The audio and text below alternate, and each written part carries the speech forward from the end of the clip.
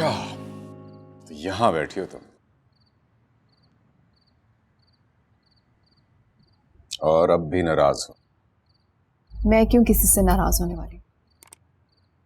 देखो आनिया, हम अच्छे दोस्त रहे हैं और अच्छे दोस्त हैं, तो क्या यह जरूरी है कि हम किसी और रिश्ते की खातिर इतने अच्छे ताल्लुक को खत्म कर दें?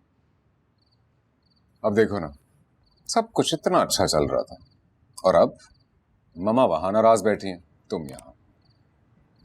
और रामेश भाई सोचो क्या सोचें, कहीं उनके दिल में यह ख्याल बैठ गया कि हम उनकी खुशी के लिए खुश नहीं हैं, तो क्या होगा?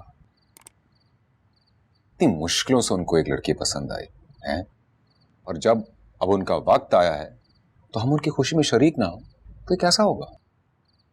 तुम आखिर चाहते क्या हो? मैंने तो किसी से कुछ नहीं कहा, न गिला किया है न शिकायत। फिर तुम्हें परेशानी क्या है मुझसे? परेशानी है? देखो, मैं नहीं चाहता कि हमारा या किसी और के भी रिश्ते की बुनियाद एक गलत फहमी पर रखी जाए। गलत फहमी? खुश फहमी कहो आबिस, खुश फहमी। और तुम फिक्र नहीं करो, अब वो भी नहीं रहेगी। तो फिर नॉर्मल हो जाए। हो जाऊंगी आबिस।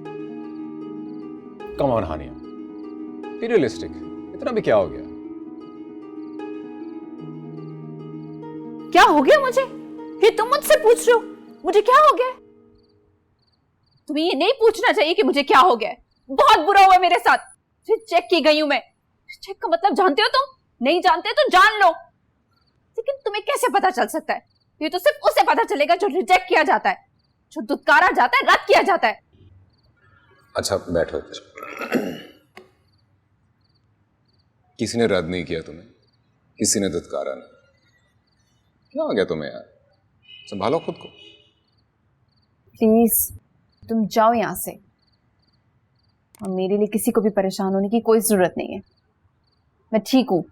चलो वो तो ठीक है, लेकिन इस तरह अलग बैठने से बाकी तो सब यही समझेंगे तुम चाहते क्या अबेस? क्या करूं मैं? अरे तुम उठो, नाचो, गाओ यार, सेलिब्रेट करो। इस घर की पहली खुशी है यार। और रामेश भाई को सोचो कितने आसान है उनके हम पर। ठीक है, तुम फिक्र नहीं करो, जैसा सब चाहते हैं मैं वैसा ही करूंगी। सेलिब्रेट करूंगी जैसा तुम चाहते हो, क्योंकि मैं एहसान फरामोश नहीं हूं। Thank you.